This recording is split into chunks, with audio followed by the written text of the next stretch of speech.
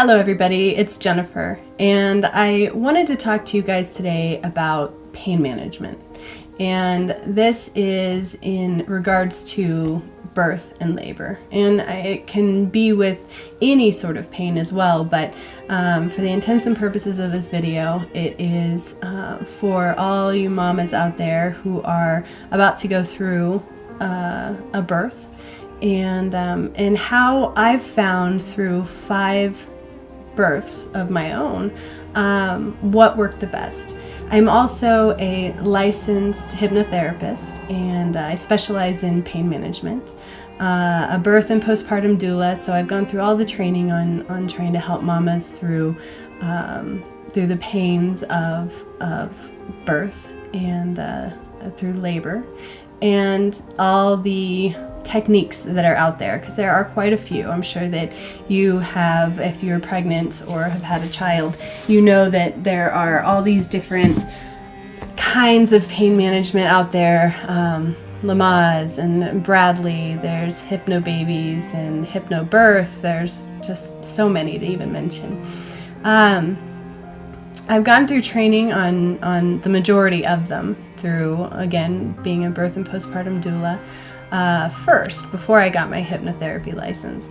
And it was really interesting because after I got my hypnotherapy training, I noticed, you kind of notice there's a common thread through a bunch of these pain management techniques. And in hypnotherapy, it kind of brings it all to this pinnacle point where it kind of flushes away all of the fluff, so to speak, all the extraneous type stuff that they use to make these different techniques unique.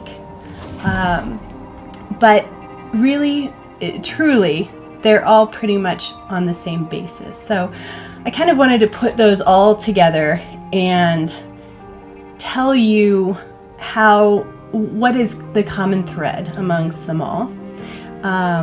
From a birth and postpartum doula standpoint, from a hypnotherapist standpoint, and from a mom who's been through it 5 times standpoint. So I hope this helps you. I hope this helps you with your pain management, whether it be through birth and labor or whatever other pain that you might be experiencing. So like I said before, five labors I've gone through. 4 of them were natural, and 3 of them were home births. The first one was, my very first birth was a hospital birth, and I did have an epidural.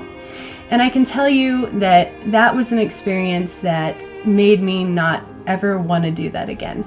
I felt so detached from the actual experience of birth, which I had, and I think many women do, either romanticize or fear. And I had romanticized it to be this incredible experience, which it is, by the way, if you look at it in the right manner.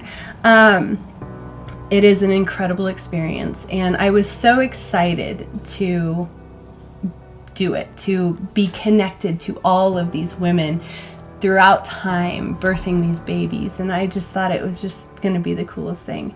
And it really, like all births, had the potential to be incredible, but I intervened out of fear. I intervened with an epidural, and I listened to things that I probably shouldn't have listened to. I take full responsibility for it, but I was told that things weren't progressing fast enough and all of this stuff. It was a snowball effect that I think a lot of you have heard, where, I at the onset of pain, I got an epidural, and then I was laying in bed, and then things weren't moving as fast as they wanted them to. And being my first baby, of course, they're not going to move fast. And the hospital wanting to push you out so they can get another person in and make some more money and all this stuff. So it was a lot of fear. Something I had never gone through before. We, first time moms, we don't know what to expect. We've heard that it's painful, and we don't know what to expect. So I got an epidural. I felt so detached from the experience. I felt cheated. out of this birth experience that I had romanticized since I was a child. And I knew that when I had another baby, I wasn't going to do that again. So fast forward to my second child. First one was Jackson. Next one is Creed. And I hadn't yet gotten into the whole natural birthing thing. I didn't really know much about it at the time, and I was not a birth and postpartum doula, obviously, at the time. I decided to have a hospital birth. Actually, home births were even in my scope at the time. And but I did know that I didn't want any intervention, and I actually was very adamant with my mother that she make sure that nobody even came into the room, that I was as isolated from as much medical intervention as possible. And it was such an incredible experience. It was amazing. I did not have an epidural. I did not have anything, and he was my easiest labor out of all of them, and it was just a really beautiful experience, as beautiful as you could have in a hospital. So I'm very grateful for that experience. And then my third, Liam. At this point, I had started learning about natural birth and home births, and I became after Creed, I became a birth and postpartum doula and a midwife birth assistant. So I had assisted in many births at that time, and I decided I wanted to have a home birth of my own. And wow, I mean, there's just, for those of you who have gone through a home birth, it is the most amazing experience. It's just empowering and monumental, and this connection to your body and to women throughout history who have birthed babies. And it's just this, you can't even put it into words how amazing home births are. But I was ready to try to find a technique that worked best for me. And having gone through all these different trainings, I was not one to ever really subscribe to something in particular. I would try to pick pieces out of all of them to see what I thought worked best for me, which is definitely what I would recommend to people. Some of these techniques can work great for you. Some of them need alterations. It's not a one-size-fits-all type of thing.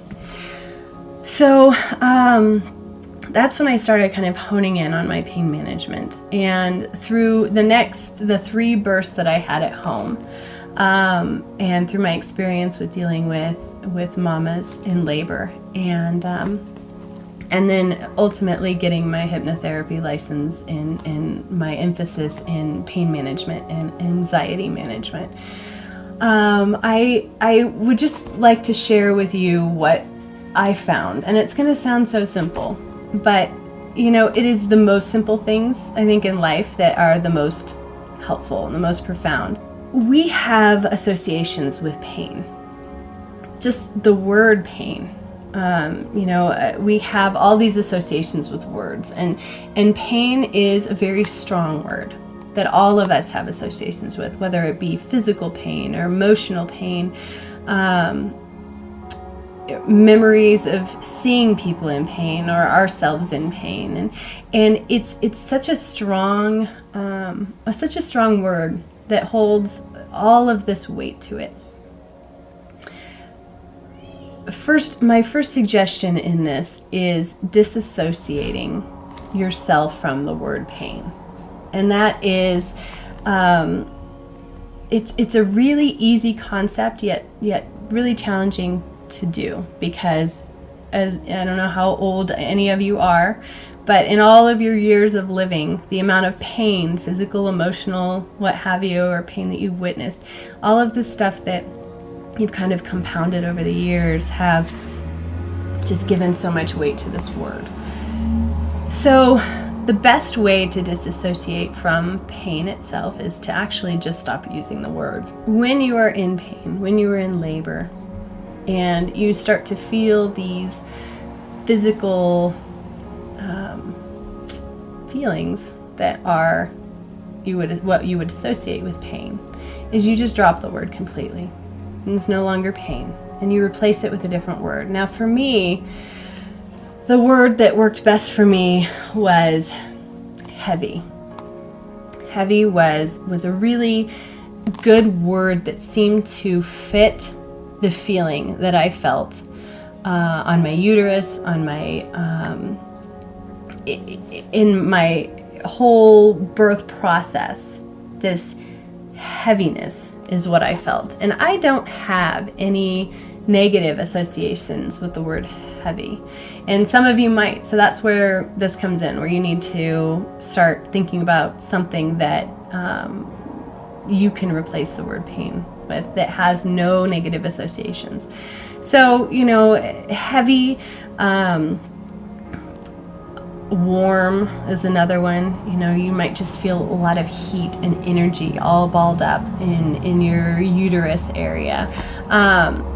But for now, let's stick with the word I use. So heavy.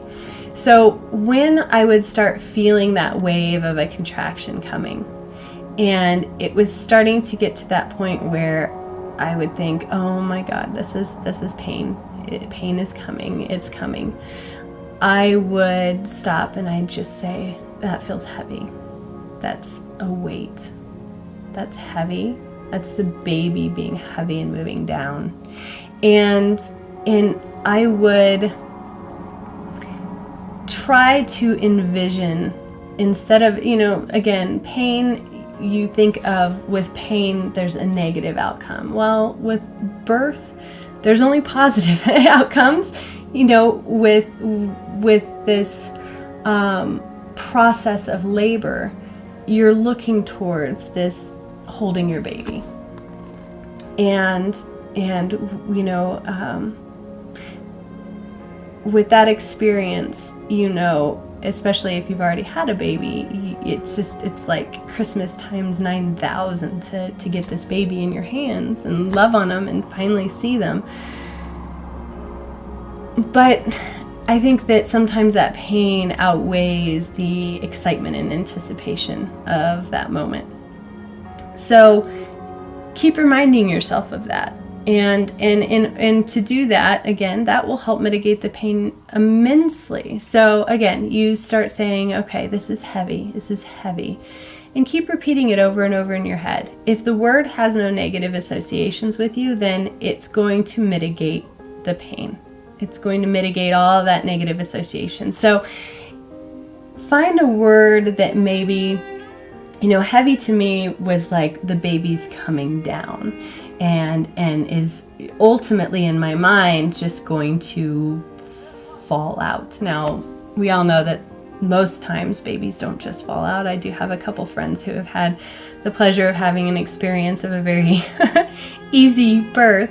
But to me, heavy was just like the weight of the baby was just going to push the baby down through and fall out. And so it was kind of this word of anticipation for me. As you're going through this feeling of heavy, we're going to stop using pain because we, again, want to disassociate with that.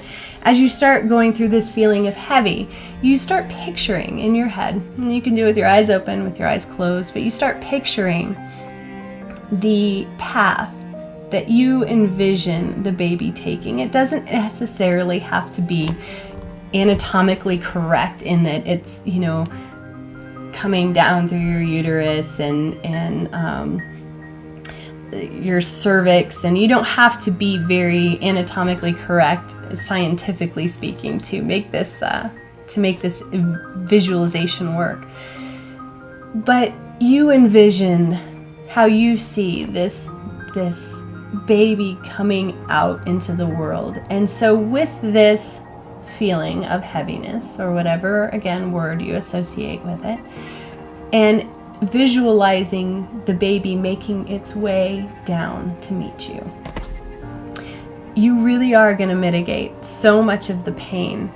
It will amaze you. Now, I know you're thinking this is so simple and there's no way this would work. I went through, I don't know how many hours of training for the Bradley method or Lamaze, how many classes I went to for Lamaze or anything like that. And yes, I'm not going to say that breathing doesn't work, because breathing is a huge part. And I'll talk about that briefly here in a minute. But you envision along with words that are positive in your head of what you're going through. And that will mitigate pain immensely.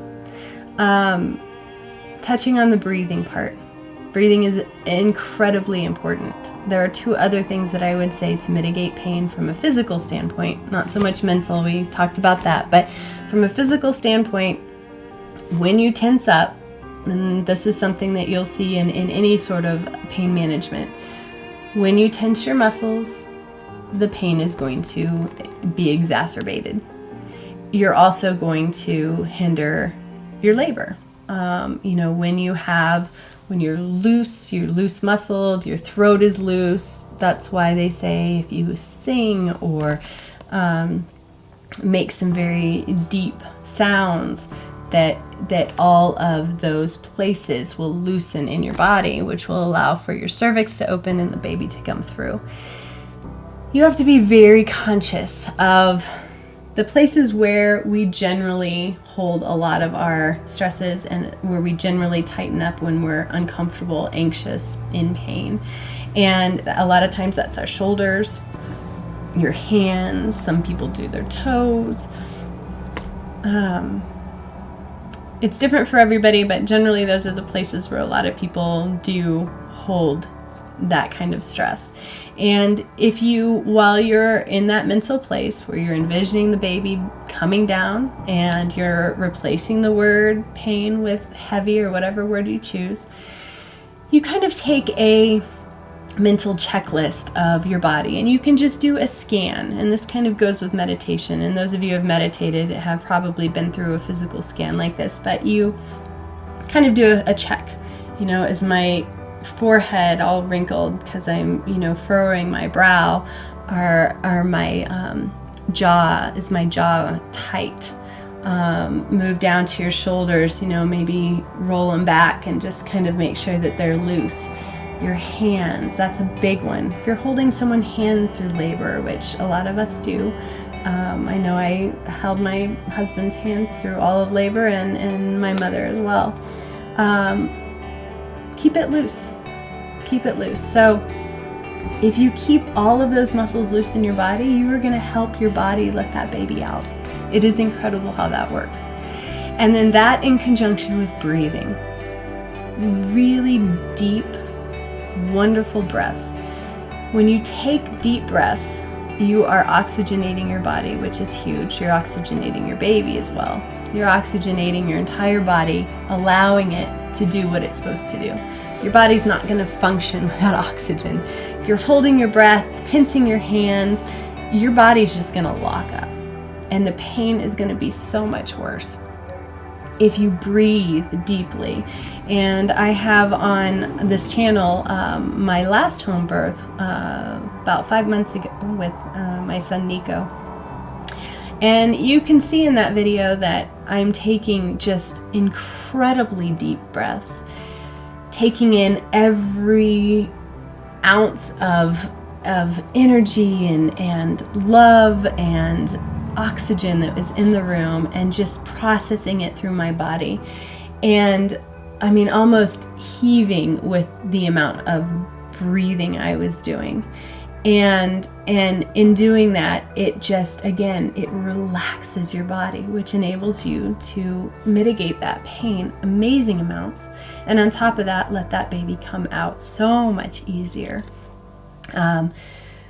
Again, holding hands. I don't know if in the video, if you can see me holding hands with my mother or my husband, but that again is, I try to do it so loosely and my shoulders down and even if you're laying on a pillow and just making sure that you have all those muscles so loose, that is going to make such a difference in your natural birth. You will be so amazed. So just to recap real quick, the 3 things that you really need to keep in mind is be in a mental place where you have the word pain is blocked out. You don't want that anywhere in your vocabulary. And if you're pregnant and you're soon to be having a baby, start taking pain out of your vocabulary now. Just don't even associate birth with pain. Just start training for that now. Find a word that you think will work really well with the physical feeling of the baby moving down. And then start visualizing that. Start visualizing what you think it will look like. You know, a lot of people I know would like to visualize their cervix opening almost like a flower, just this beautiful flower opening up, its petals opening up. That seems to work for a lot of people. I did use that in one of my births, and I thought it was really beautiful, and it was, I think it was very helpful as well. But get in a mental place where pain is not even a word in your mind, and it's replaced with something definitely positive where you have no negative associations, and you have the strong visualization of the baby moving down your body and coming to meet you. The second thing is keeping everything loose, your entire body. Do body scans. Make sure that your shoulders, again, that's where a lot of people like to hold their pain and their stress and anxiety. Your jaw, your brow, your hands, and your toes. Make sure that those are all loose and that you're not stopping the birth process with this fear and just this kind of almost strong arming the experience. It's all about letting go. Birth is a submission. It's a submission to letting your body do what it's meant to do. And in order to be prostrate like that and to submit to it, you have to literally, mentally and physically let go. So let go of your muscles. Let them be loose, and breathe. Just bring as much oxygen as you can to your body, this incredible body that has made this amazing baby and is bringing it into the world. Oxygenate it and soak in all the love in the room and all the anticipation. And if you do those things, you will find that your birth experience will be amazing as well. It is such an incredible experience, and I wish for all of you that you get to experience this just empowering world of a natural birth, and that you don't fear pain going into it, because I can honestly say if you practice these techniques, you have nothing to fear. You really don't. All you have bringing to the table when you go to your natural birth, whether it is in a hospital or if it's in a water birth at home or wherever you choose to have your baby, that you can just leave fear at the door and know that you can just be so excited, just the anticipation of this beautiful little being that you get to hold, and not worry about all the other stuff. My only other suggestion too is to not listen to people's stories about how horrible their birth is. If they start to tell them, I'm really excited to experience this myself, and I don't really want to have any associations or thoughts of what other people have experienced. And I'm sure it was, your own experience, and I would love to hear about it sometime, but I'd really like to go in with a fresh mind to mine. And try to make this a sanctuary, your brain going into this experience a sanctuary, because it really is an experience, no matter how many times you've gone through it, that is just so monumental and amazing. And I wish that for all of you. And I hope this does help you when you go into your birth. I really do, because I am so grateful for the birth experiences that I've had, and I hope that you all can have the same. So if you have any questions, like always, please feel free to leave me a comment below, and I'd be happy to answer anything that you have. And I wish you all a very wonderful birth experience, and until next time, be well. Thank you.